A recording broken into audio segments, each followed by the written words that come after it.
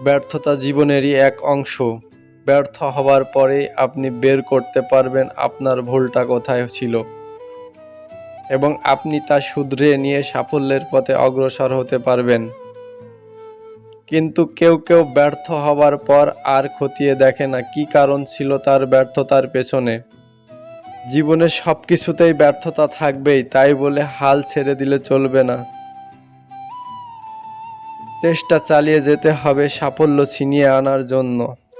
জীবনের পথে সফল হওয়া আপনার জন্য সহজ হয়ে যাবে আপনার যদি একটি পরিকল্পনা থাকে। এই পরিকল্পনা নিশ্ছিদ্র হতে হবে এমন নয়। নিজের লক্ষ্যে পৌঁছানোর জন্য পরিকল্পনা ঠিক করে রাখুন।